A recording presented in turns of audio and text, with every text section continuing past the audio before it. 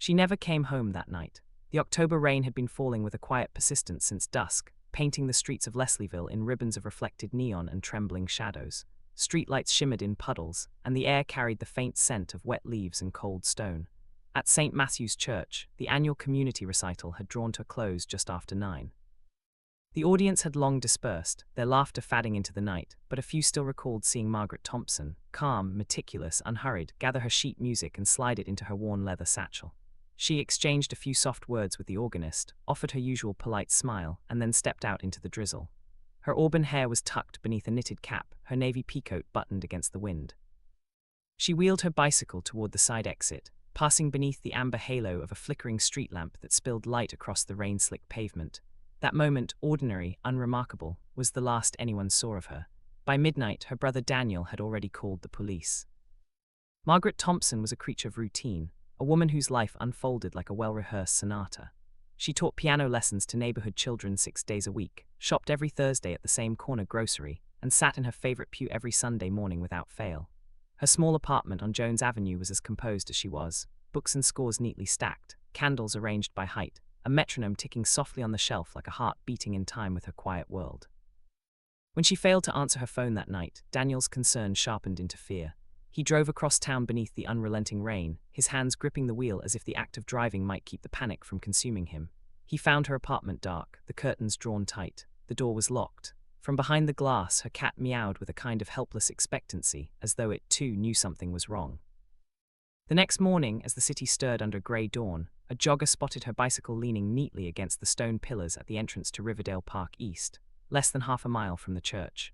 The front wheel was turned slightly inward, the placement deliberate, almost tender, as if someone had set it there rather than abandoned it. The seat glistened with rainwater. The handlebars were cold beneath the officer's touch. There were no signs of struggle, no scratches, no drops of blood, only the eerie stillness of something that shouldn't be there. By the time the park filled with morning joggers and dog walkers, few realized they were passing through the opening scene of a mystery that would come to haunt Toronto for over 2 decades. Detective Brian Walsh arrived before dawn, his coat collar raised high against the biting wind. A veteran of the homicide unit, he had learned to read crime scenes the way a priest reads sacred text, carefully, reverently searching for the hidden meaning beneath the surface. But this scene gave him nothing. The soft ground yielded no footprints. The trees offered no torn fabric, no trace of resistance. The rain had erased everything, leaving only silence and fog. He circled the park twice, flashlight slicing through the mist, but found no hint of what had transpired. It was as if Margaret Thompson had stepped into the night and dissolved into the rain.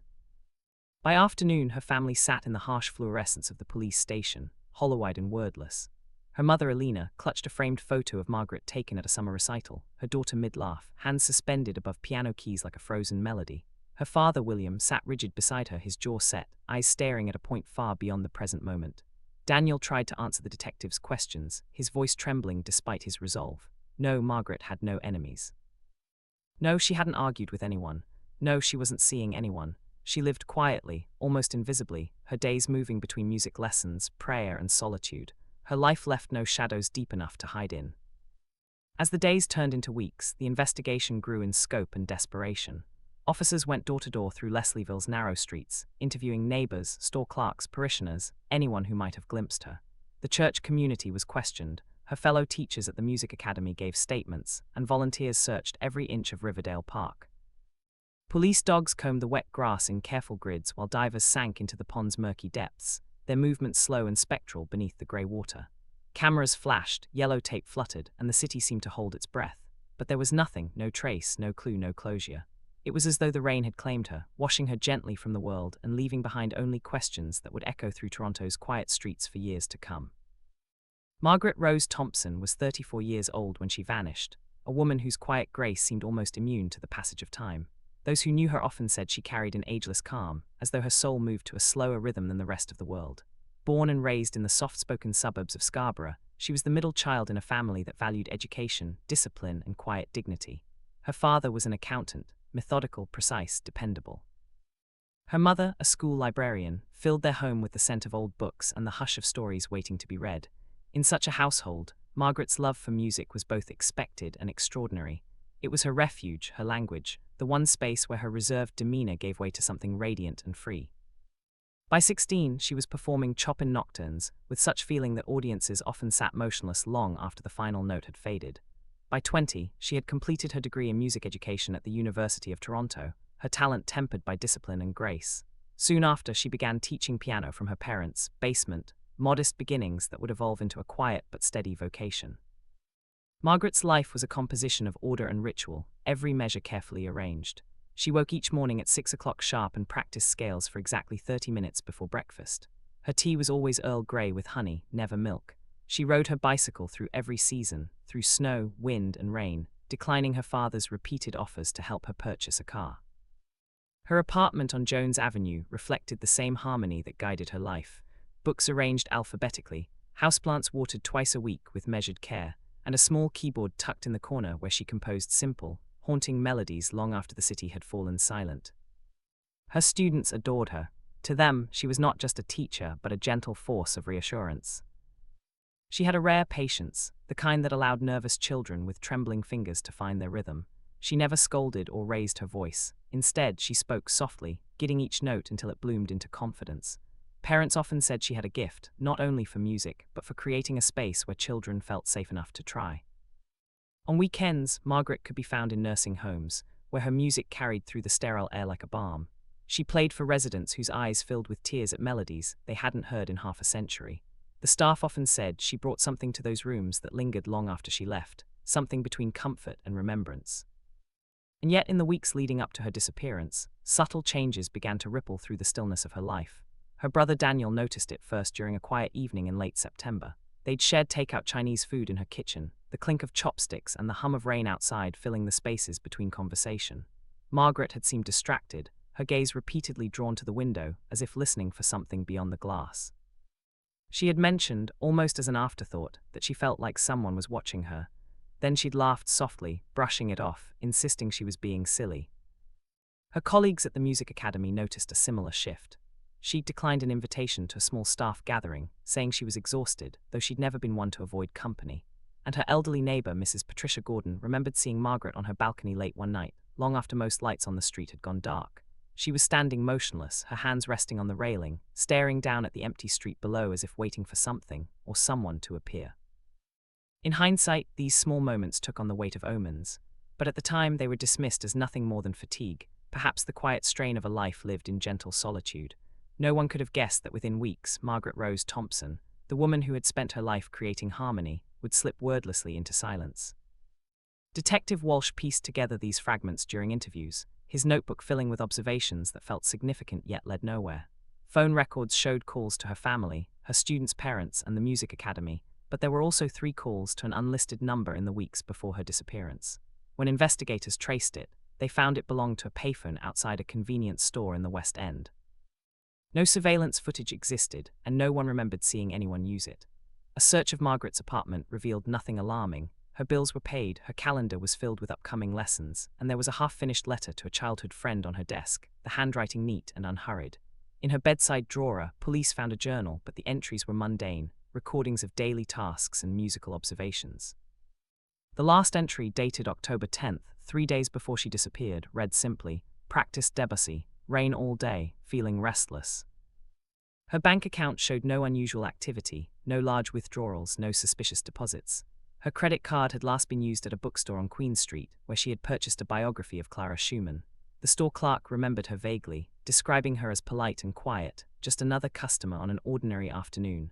The community responded with an outpouring of support. Flyers with Margaret's photograph appeared on telephone poles and store fronts throughout Leslieville, her face framed by auburn hair and gentle eyes becoming a fixture of the neighborhood, a silent question mark that hung over morning commutes and evening dog walks. A reward fund was established, vigils were held, but as October turned to November and the leaves fell from the trees, the leads dried up and the case began to cool, settling into the cold archives where hope goes to hibernate. The Toronto Police Service threw everything they had at the case in those first critical weeks. Detective Brian Walsh worked 18-hour days, fueled by coffee that had gone cold in paper cups, and a growing sense that time was slipping through his fingers like sand. The command center established at 55 Division became a war room of maps, photographs, and timelines that covered entire walls. Red pins marked locations, blue pins marked witnesses, black pins marked dead ends, and there were far too many of those. Search teams moved through Riverdale Park in methodical sweeps, their boots squelching in mud as they overturned stones and parted bushes with gloved hands. Cadaver dogs were brought in, German shepherds trained to detect the scent of decomposition, but they found nothing beyond the usual detritus of urban parks: discarded clothing, forgotten toys, the skeletal remains of a raccoon. The pond was dragged twice, divers disappearing into water so murky it swallowed their lights. They surfaced with shopping carts and bicycle frames, but no trace of Margaret Thompson.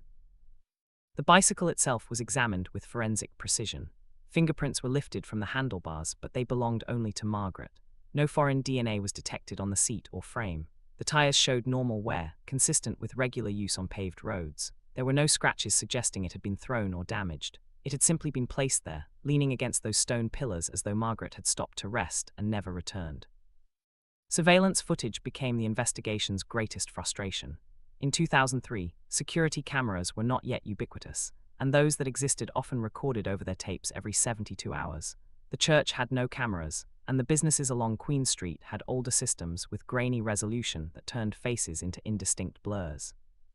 One camera outside a convenience store captured a figure on a bicycle passing by at 9:17 that evening, but the image was so degraded by rain and poor lighting that even enhancement specialists couldn't confirm it was Margaret. The figure could have been anyone, a woman in a dark coat moving east toward the park, already fading into pixels and static. Interviews yielded a portrait of a woman who seemed to exist without conflict. Her piano students ranged from 6 to 60, and every parent described Margaret as professional, punctual, and kind. Teachers at the music academy spoke of her dedication, but noted she kept to herself, rarely joining social gatherings or participating in office conversations beyond pleasantries. She had no romantic entanglements that anyone knew of, no jealous ex-partners, no financial troubles. She was, by all accounts, a woman who moved through the world leaving barely a ripple. But Detective Walsh had learned long ago that everyone has secrets, and invisible women often carry the heaviest burdens. He kept returning to those 3 phone calls to the payphone in the West End. Why would Margaret Thompson, who owned a perfectly functional home phone and lived alone, need to call a payphone? Who had she been reaching out to in those final weeks? The convenience store owner, a man named Peter McLeod, couldn't recall anything unusual. Dozens of people used that phone daily.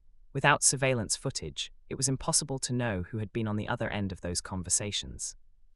Tip lines were established, and the phones rang constantly. People reported seeing women matching Margaret's description in Mississauga, Hamilton, even as far away as Montreal. Each lead was investigated and eliminated. A psychic called, claiming Margaret's spirit was trying to communicate from water. Search teams returned to the pond but found nothing. The public's attention, so intense in those first weeks, began to waver as November brought early snow, and the city turned its focus to the approaching holidays. Elena Thompson appeared on the evening news, her face drawn with grief that had carved new lines around her mouth and eyes. She held up Margaret's photograph with shaking hands and begged anyone with information to come forward. Her voice cracked when she described her daughter's love of Chopin, the way Margaret's fingers would dance across the keys as though channeling something divine. William Thompson stood beside his wife, silent and stoic, but those who looked closely could see his hands were clenched so tightly his knuckles had gone white. By December, the case had moved from the front pages to brief mentions in community newsletters. The flyers began to fade, their ink running in the winter rain. Detective Walsh's investigation took on a different character as winter settled over Toronto. With no body and no crime scene, he was hunting ghosts, trying to reconstruct Margaret Thompson's final days from fragments of memory and inconclusive evidence. The contradictions began to emerge slowly, small inconsistencies that nagged at him during sleepless nights when he reviewed his notes by lamplight in his cluttered home office. Robert Hamilton, Margaret's downstairs neighbor, came forward in mid-November with information that should have been reported immediately, but had been dismissed as irrelevant. He told Detective Walsh that for approximately 3 weeks before Margaret's disappearance, he had noticed a dark sedan, possibly a Honda or Toyota, parking across the street from their building between 7 and 9 in the evening. The car would sit there with its engine off, no one entering or exiting, just idling in the shadows beneath the maple trees that lined Jones Avenue. Hamilton hadn't thought much of it at the time. People parked on residential streets constantly, but looking back, he realized the timing had been too consistent, too deliberate. The car always appeared after Margaret returned home from her evening lessons. Walsh immediately ordered a canvass of the neighborhood, but weeks had passed, and no one else remembered the vehicle with any certainty. Mrs. Gordon, the elderly woman who lived 2 doors down, mentioned seeing cars parked along the street but couldn't recall makes or models. A teenager who delivered newspapers thought maybe he'd seen something dark-colored but couldn't be sure. The lead evaporated into vague recollections and maybes. Then came the statement from Jennifer Anderson, a colleague at the Toronto School of Music, where Margaret taught twice weekly. Anderson had been on sick leave during the initial investigation and only learned of Margaret's disappearance upon her return. She reported that in late September, Margaret had seemed unusually preoccupied, even anxious, during a staff meeting. Margaret had checked her watch repeatedly and kept glancing toward the hallway as though expecting someone. When Anderson asked if everything was all right, Margaret had forced a smile and said she was fine, just tired. But Jennifer noticed Margaret had been biting her nails, a nervous habit she'd never displayed before. More troubling was an incident Jennifer recalled from early October. She had stayed late to organize sheet music in the storage room and had overheard Margaret on the phone in an adjacent practice room. The conversation had been muted, but Jennifer distinctly heard Margaret say, "I've already told you I can't keep doing this." There was a long pause then. "You need to understand my position." The tone wasn't angry, Jennifer explained, but firm in a way that seemed uncharacteristic of Margaret's gentle demeanor. When Margaret emerged minutes later, her face was flushed, her eyes slightly red as though she'd been crying. Detective Walsh tracked down Margaret's phone records again, this time with renewed focus. The 3 calls to the payphone suddenly seemed more significant, but there were also calls to another number that had been overlooked initially because it belonged to the Music Academy's main line. However, deeper analysis revealed those particular calls had been made after business hours, when the building should have been empty. Walsh contacted the Academy's director, who confirmed that staff occasionally stayed late but had no record of who might have been there on those specific evenings. Daniel Thompson provided another piece of the puzzle during a follow-up interview in January. He remembered Margaret mentioning, almost in passing, that one of her students' fathers had been a bit too friendly during a pickup one afternoon. She hadn't elaborated, and Daniel hadn't pressed her on it. Now he regretted not asking more questions. He couldn't remember which student or which father, only that Margaret had laughed it off uncomfortably, changing the subject to ask about Daniel's work at the engineering firm. Walsh compiled a list of all adult male relatives of Margaret's students and began the painstaking process of interviewing each one. Most were cooperative, providing alibis and expressing shock at the implication, but 3 refused to be interviewed without lawyers present, which was their right but raised immediate red flags. Background checks revealed nothing criminal, no history of violence or stalking, just ordinary men living ordinary lives, now caught in the gravitational pull of a missing woman investigation. The frustration mounted as each lead fractured into more questions. Walsh felt like he was assembling a puzzle with half the pieces missing and no picture on the box to guide him. By spring of 2004, the Margaret Thompson investigation had been quietly reassigned. Detective Walsh still carried the case file in his briefcase, still reviewed witness statements during lunch breaks, but the department's resources had shifted to fresher crimes with more promising leads. The reality of police work was brutally pragmatic. Without a body, without a suspect, without any physical evidence linking someone to her disappearance, the case had nowhere left to go. It joined the growing stack of unsolved files that occupied a corner of the records room, each folder a monument to unanswered questions and shattered families. Elena Thompson, aged a decade in those 6 months. Her hair, once carefully colored to hide the gray, had gone entirely white. She moved through her home like a phantom, touching Margaret's childhood piano in the living room with fingertips that trembled. William had returned to work at the accounting firm, burying himself in spreadsheets and tax returns because numbers made sense in ways that his daughter's disappearance never would. But colleagues noticed he no longer made small talk in the break room, no longer attended office functions. He had become a man defined by absence. Daniel organized the first annual vigil on October 13, 2004, exactly 1 year after Margaret vanished. 30 people gathered at the stone pillars of Riverdale Park East where her bicycle had been found, holding candles that flickered in the autumn wind. Elena spoke briefly, her voice barely audible above the rustle of leaves. She talked about Margaret's kindness, her dedication to her students, the way she could make a piano sing with joy or weep with sorrow. She didn't mention the police investigation or the dead ends or the slowly dying hope. She simply asked people to remember her daughter as more than a mystery, as a woman who had brought beauty into the world through music. The local news covered the vigil with a 3-minute segment that aired during the late broadcast. Margaret's photograph appeared on screen, the same image that had been reproduced on thousands of flyers, now yellowing on telephone poles throughout the city. The anchor read a brief summary: still missing, no suspects. Police urging anyone with information to come forward. Then the segment ended, and the broadcast moved on to sports scores and weather forecasts. Life continued its relentless forward march, leaving Margaret frozen in time at 34. Detective Walsh attended the vigil, standing at the periphery with his hands in his coat pockets. He watched the Thompson family with a heavy heart, knowing he had failed them. He had followed every lead, interviewed every possible witness, analyzed every scrap of evidence, and had nothing to show for it except file boxes and dead ends. After the candles were extinguished and the crowd dispersed, he approached Elena and William, offering condolences that felt hollow even as he spoke them. Elena gripped his hand with surprising strength and whispered, "Don't forget her. Please don't let everyone forget." He promised he wouldn't, but even promises have limits. By 2005, the annual vigils grew smaller, 20 people, then 15, then just family and a handful of dedicated supporters. The flyers disappeared from storefronts, removed or covered by newer notices for lost pets and apartment rentals. Margaret's face became less familiar to those who hadn't known her personally.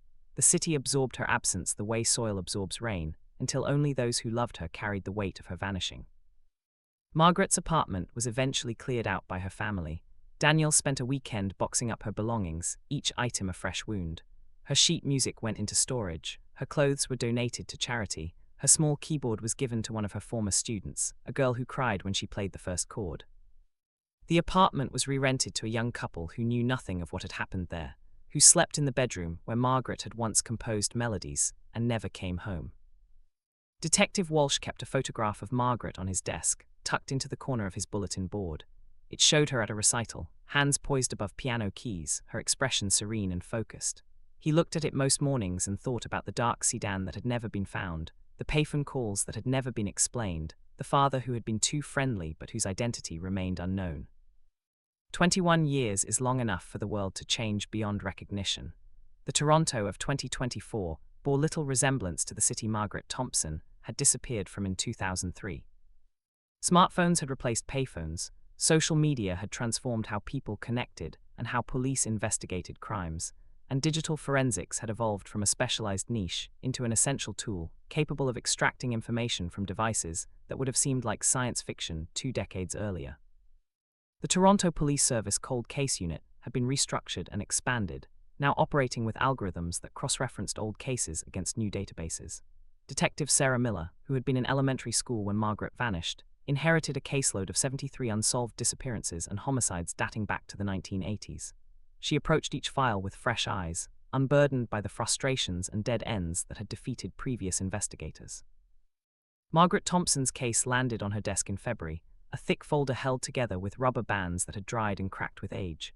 Miller spent weeks digitizing everything: witness statements, photographs, phone records, evidence logs, and uploaded the information into a case management system that used machine learning to identify patterns and connections that human investigators might miss. The system flagged anomalies immediately: those 3 calls to the payphone, the overheard conversation at the music academy, the dark sedan that had never been identified.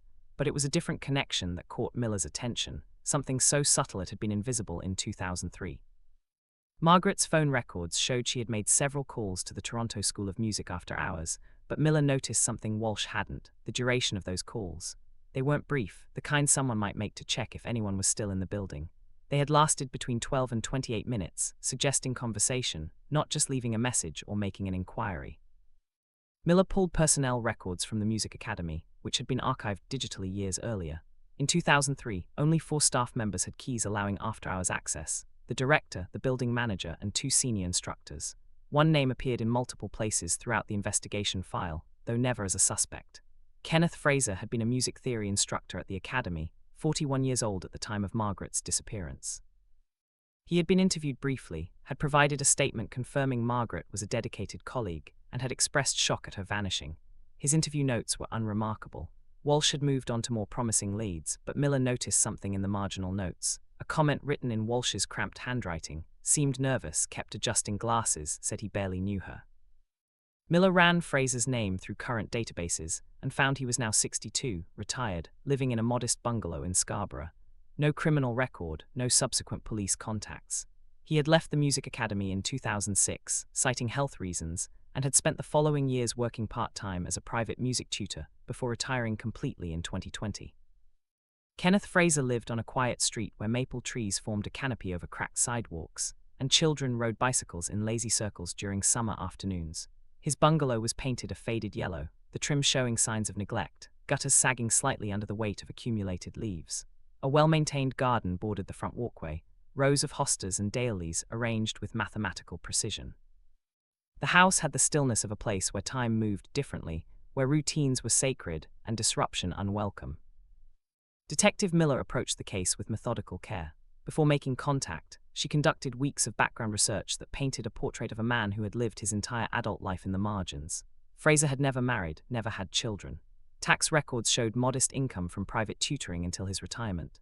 Neighbors described him as polite but distant, the kind of person who waved from his porch but never engaged in conversation beyond pleasantries about weather or lawn care. One neighbor, an elderly woman named Dorothy Wilson, mentioned that Fraser kept odd hours, often visible through his windows late at night, moving through rooms illuminated by the blue glow of computer screens. What troubled Miller most was what she found when she began excavating Fraser's digital footprint. In 2003, personal computers were becoming common, but internet usage left far more permanent traces than most people realized.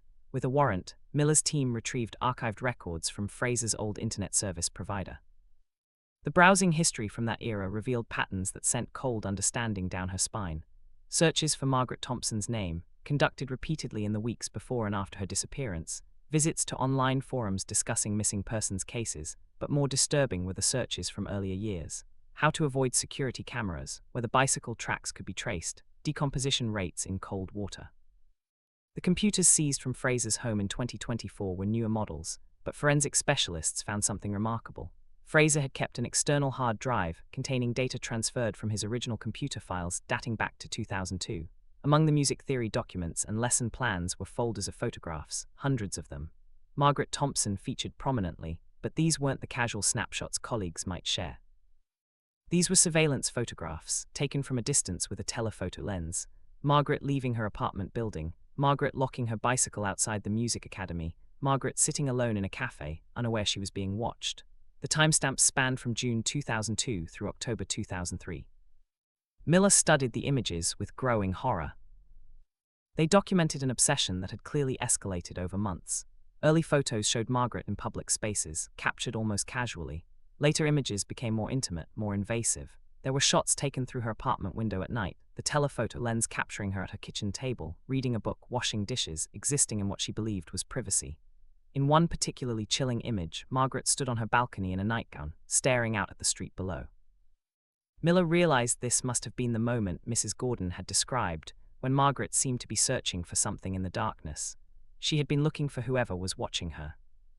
The hard drive contained other files that suggested meticulous planning. A document titled Empty Schedule detailed Margaret's weekly routine with frightening accuracy. Lesson times, church attendance, grocery shopping patterns, evening walks.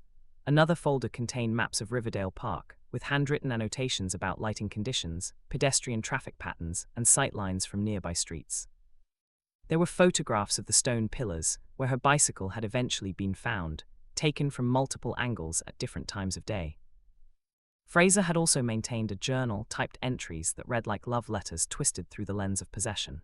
He wrote about Margaret's grace, her dedication to music, the way she moved through the world with quiet purpose, but the entries grew darker, revealing anger when she didn't reciprocate feelings she didn't even know existed. He wrote about watching her teach students, feeling rage toward the children who claimed her attention. He described following her after evening recitals, maintaining careful distance, imagining conversations they would have when she finally understood they were meant to be together. The most damning evidence was a series of entries from September and October 2003. Fraser wrote about Margaret becoming aware of his presence, about her growing anxiety that he found both thrilling and frustrating. He mentioned placing calls from a payphone, trying to explain his devotion, but she had refused to understand. The final entry, dated October 12th, the day before Margaret disappeared, contained only one sentence: "Tomorrow, everything changes." The investigation expanded rapidly once Fraser became the primary suspect. Detective Miller assembled a team that included forensic psychologists, digital specialists, and veteran detectives who had worked cold cases for decades. They approached the evidence with the understanding that obsession rarely exists in isolation. Fraser had spent 21 years living freely in the same city where Margaret Thompson had vanished, which suggested either remarkable composure or support from others who had helped him maintain the facade of normality. Bank records from 2003 revealed a cash withdrawal of $3,000 on October 14th, the day after Margaret's disappearance. Fraser's salary at the music academy had been modest, and such a large withdrawal represented a significant portion of his savings. When questioned about financial transactions from 2 decades prior, Fraser's attorney invoked his client's right to silence, but Miller's team developed theories. Large cash withdrawals often indicated payment for services that couldn't be officially documented. Someone had helped Fraser, and he had paid them well for their assistance. Phone records from Fraser's landline in 2003 showed frequent calls to 2 numbers that investigators had initially missed because they belonged to individuals with no obvious connection to Margaret. The first number belonged to Richard Boyle, Fraser's cousin, who in 2003 had worked as a mechanic at an auto body shop in Etobicoke. The second belonged to James Murphy, a former roommate from Fraser's university years who had maintained sporadic contact over the decades. Both men were now in their 60s, and both agreed to interviews with the confidence of people who believed time had erased their involvement.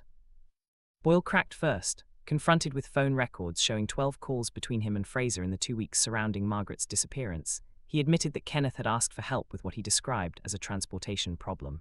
Boyle claimed he hadn't known the details, hadn't asked questions, had simply agreed to loan Fraser his personal vehicle, a dark blue Honda Civic, for several days in mid-October.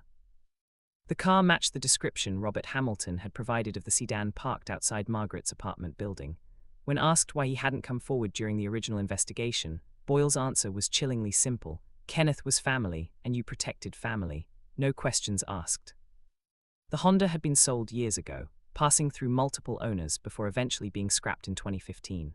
Any forensic evidence it might have contained was long gone, but Boyle's admission established that Fraser had access to a vehicle during the crucial time frame, despite having told Detective Walsh in 2003 that he didn't own a car and rarely drove. James Murphy presented a different kind of complicity. A retired IT professional, Murphy admitted to helping Fraser with computer problems over the years.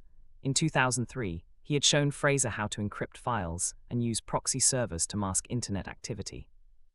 Murphy claimed he thought Fraser was simply concerned about privacy, that plenty of people in that era were learning about digital security, but when presented with evidence of the surveillance photographs and disturbing search history, Murphy's composure faltered. Kenneth Fraser was arrested on a grey morning in late March 2024. Detective Miller arrived at his Scarborough bungalow with 6 officers and a warrant that authorized search and seizure of all electronic devices, documents, and personal effects. Fraser answered the door in a cardigan and slippers, his thinning grey hair uncombed, reading glasses hanging from a chain around his neck. For a moment, he simply stared at the assembled officers with an expression that Miller would later describe as resignation rather than surprise, as though he had been expecting this morning for 21 years and was almost relieved it had finally arrived. He didn't resist, didn't demand to call an attorney or ask what this was about.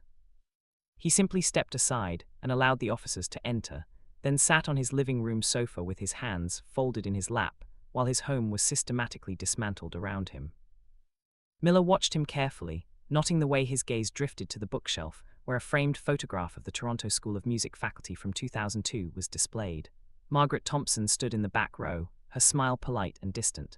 Fraser sat directly beside her in the photo, leaning slightly into her space in a way that now seemed predatory rather than collegial. The interrogation began that afternoon in a windowless room at police headquarters. Fraser had retained counsel, a defense attorney named Patricia Gordon, who specialized in cold cases and understood the unique challenges of prosecuting crimes from decades past. She advised Fraser to remain silent, but something in him seemed to have broken during the hours between arrest and interrogation. He wanted to talk, needed to explain, as though 21 years of carrying this secret had become a weight he could no longer bear alone. His confession, when it came, was fragmented and self-serving, a narrative constructed to minimize his culpability while admitting just enough to match the overwhelming evidence. He spoke about Margaret in terms that made Miller's skin crawl, describing an obsession he framed as love, a fixation he characterized as devotion. He claimed he had never meant to hurt her, that everything had spiraled beyond his control, that if she had only understood his feelings, none of this would have happened. His voice remained calm, almost professorial, as though he were explaining a complex musical theory rather than confessing to a crime that had destroyed a family and haunted a city for more than 2 decades. Fraser admitted to following Margaret for months, to taking the photographs, to making the anonymous phone calls from the payphone where he had pleaded with her to meet him, to give him a chance. He confirmed he had borrowed his cousin's car and parked outside her apartment building, watching her windows late into the night. He described the evening of October 13, 2003, with a clarity that suggested he had replayed it in his mind countless times. He had waited near the church, knowing her routine, knowing she would ride her bicycle home through Riverdale Park. He had approached her near the stone pillars, had tried once more to express his feelings, and when she had reacted with fear rather than understanding, something inside him had snapped. But this was where his confession became evasive, where his attorney intervened repeatedly, where the narrative dissolved into vague phrases and careful omissions. He claimed there had been an argument, a physical struggle, an accident. He hadn't intended to hurt her. He refused to say what had happened to Margaret's body, claimed he couldn't remember details due to the trauma of the moment, insisted repeatedly that he had never planned for things to end the way they did. His attorney emphasized the word accident, building a defense strategy around diminished capacity and emotional disturbance rather than premeditation. Detective Miller pushed harder, demanding specifics. Where had he taken her? What had he done with her remains? Who else had helped him? Fraser's composure cracked slightly, his hands trembling as he adjusted his glasses.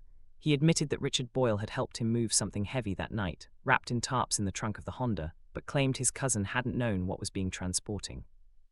He mentioned James Murphy had advised him on how to dispose of electronic devices and hard drives, though Murphy would later deny any knowledge of criminal activity. But Fraser refused to disclose the location where Margaret Thompson had been laid to rest, citing his attorney's advice and claiming that revealing such information might incriminate him further in ways that could affect his trial. The legal maneuvering had begun. Fraser would admit guilt in vague terms while withholding the one piece of information the Thompson family desperately needed, where their daughter had been for 21 years. The news of Kenneth Fraser's arrest exploded across Toronto with the force of a detonation that had been building pressure for more than 2 decades. Headlines screamed from newspaper stands and news websites. Music teacher arrested in 2003 cold case, and suspect held in Margaret Thompson disappearance.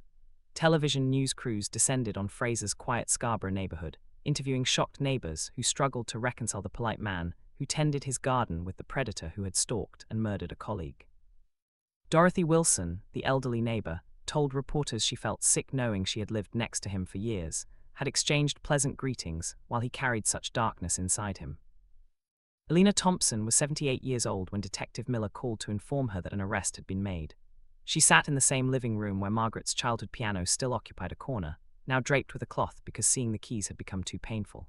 When Miller explained the evidence, the surveillance photographs, the obsessive documentation, Alina wept with a grief that had been held in suspension for 21 years, finally crystallizing into something concrete and unbearable. Her daughter hadn't simply vanished into mystery. She had been hunted, terrorized, murdered by someone who had twisted love into possession and possession into violence. William Thompson had died in 2018, his heart failing under the accumulated weight of unanswered questions. Daniel, now 56 and graying at the temples, became the family's spokesperson. He gave a press conference where his voice shook with barely controlled rage, talking about the years stolen from his parents, the grandchildren Margaret never had, the music that had been silenced. He reserved particular anger for Richard Boyle and James Murphy, the men who had enabled Fraser's crime through their complicity and silence, who had allowed a family to suffer without answers while they protected a murderer out of misguided loyalty or self-interest. The legal proceedings moved forward with agonizing slowness, each stage of the process stretching time into something unbearable. The years had already taken so much from the Thompson family, and now the court seemed to move with deliberate cruelty, inch by inch, motion by motion. When Fraser was formally charged with second-degree murder, the weight of the indictment rippled through the city. The prosecution asserted they could prove intent, even without a body. They spoke of patterns, evidence, behavior, each word a blade cutting through the thin veil of doubt that had shrouded the case for 2 decades. Fraser's defense countered with equal fervor, painting him as a man broken by mental illness, claiming the tragedy of October 13, 2003, was not the act of a killer, but the unraveling of a fragile mind. His lawyers filed endless motions, requesting delays and procedural reviews, dragging the case into a crawl that felt less like justice and more like torment. Meanwhile, Boyle and Murphy, his longtime friends and alleged accomplices, were charged as accessories after the fact. Their attorneys argued that both men had been manipulated, caught in the gravitational pull of Fraser's obsession, unaware of the depth of his crime until it was too late.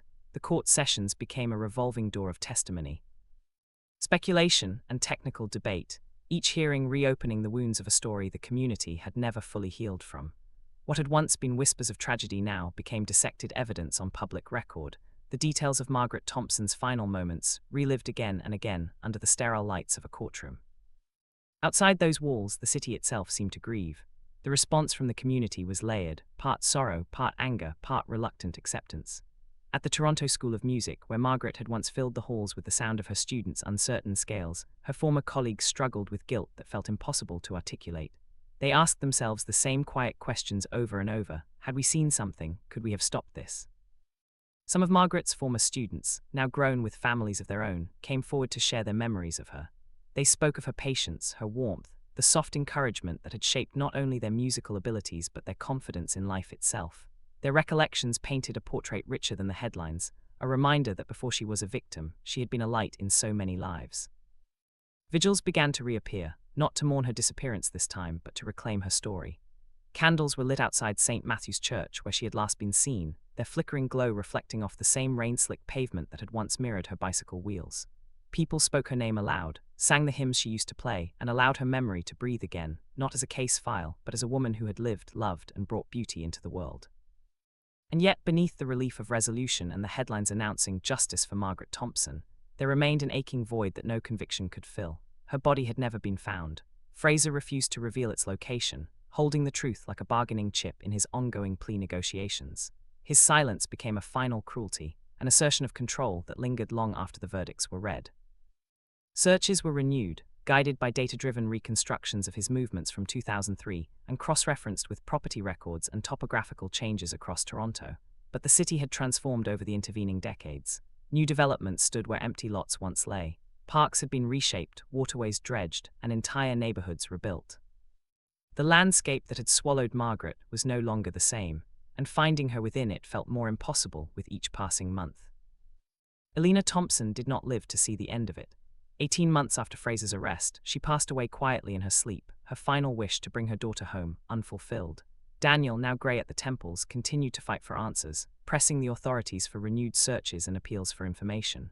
But Fraser remained unmoved, locked away in his cell, calculating even in defeat. His cold refusal to speak denied the Thompsons, the last thread of closure they had earned through decades of suffering. The case was, in the eyes of the law, solved. The killer had been named. The narrative, in theory, complete. But for those who loved Margaret Rose Thompson, justice was a hollow word. Without her return, without the peace of knowing where she rested, the story would never truly end. The rain that had fallen the night she vanished seemed to echo still, soft, endless, and unresolved.